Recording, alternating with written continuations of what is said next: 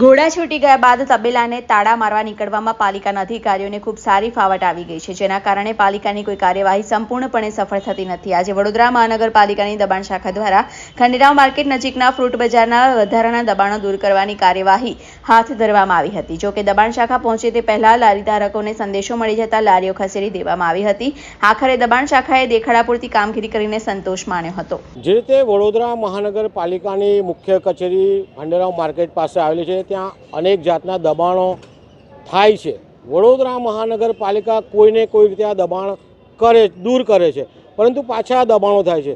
જો અહીંના ward officer કે વહીવટી અધિકારી ચાર્જ વસૂલતા હોય તો દબાણો દૂર કરવાના જોઈએ, જો ચાર્જ ન વસૂલતા હોય તો દબાણો દૂર કરવા જોઈએ। પરંતુ આ વડોદરા મહાનગરપાલિકાની વહીવટી કચેરી છે, ત્યાં પાછળ બી જુઓ અને રોડ પર જુઓ અસંખ્ય દબાણો છે। ધંધો કરવાની ના નથી પાડતા, પરંતુ જે દબાણો વધી જાય છે તેના કારણે વારંવાર લારી ગલ્લા પથાર અહીંયા ઉઠાવવામાં આવે છે। બીજી બાજુ જોવા જઈએ તો મુખ્ય કચેરી છે, ત્યાં આગળ પણ એટલા દબાણ છે, બાજુમાં પણ એટલા દબાણ છે। શું કમિશનર સાહેબ અહીંયા આવતા નથી? શું મેયર સાહેબ આવતા નથી? આ લોકોને, દબાણ કરતા લોકોને સ્ટ્રીટ વેન્ડર પોલિસી હેઠળ આવરી લેવા જોઈએ અને તમામ લોકોને જગ્યા ફાળવવી જોઈએ, જેથી કરીને રોડ પર દબાણ ન કરે। પરંતુ ક્યાંક ને ક્યાંક વહાલા દ્વાલાની નીતિના કારણે આ ખંડેરાવ માર્કેટની આજુબાજુ દબાણો થાય છે, એમાં ક્યાંક લેતી દેતી હોય છે, તેના કારણે દબાણો ચાલુ રહે છે। અમારી વડોદરા શહેરના કમિશનર સાહેબને વિનંતી છે કે સ્ટ્રીટ વેન્ડર પોલિસી અપનાવે અને તમામ લારી ગલ્લા દબાણકર્તાઓને જગ્યા ફાળવે તેવી અમારી માંગ।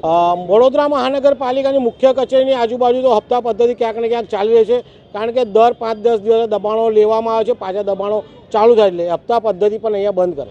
આજ રોજ જયરત્ન 4 રસ્તાથી માર્કેટ 4 રસ્તા તેમજ દાંડે બજાર મેઇન રોડ અને ટાવર 4 રસ્તા સુધી અનધિકૃત ગેરકાયદેસર જે લોકો લારી ગલ્લા પતારા રાખે છે તેને દૂર કરવાની કમિશનર સાહેબની દોરવણી હેઠળ કામગીરી ચાલી રહી છે।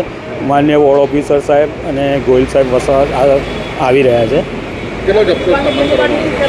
હા સાહેબ, અત્યારે ગણતરી એવું કરાય નહીં, કારણ કે બધો આ ગીચ વિસ્તાર ને સિટી એરિયા, એટલે હવે જ્યારે અમે માલ સામાન જપ્ત કરવા મોકલીશું એટલે સંપૂર્ણ વિગત એની મળી જશે। પણ અનધિકૃત રીતે જેવી રીતે ફ્રૂટનો સામાન જે બધો રોડ પર મૂકીને વેપલો કરતા હોય, એ લોકોનો સામાન ક્રેટ ફ્રૂટ ભરેલા હોય તેમજ ખાલી ક્રેટો, પૂઠા, એ બધું જપ્ત કર્યું છે। તેમજ એક 4 વ્હીલ ટેમ્પો આઈશર કરીને જે છે એ પણ જપ્ત કર્યો છે। રિપોર્ટર સની સિંધે, સત્યમેવ છે તે લાઈવ ન્યૂઝ વડોદરા।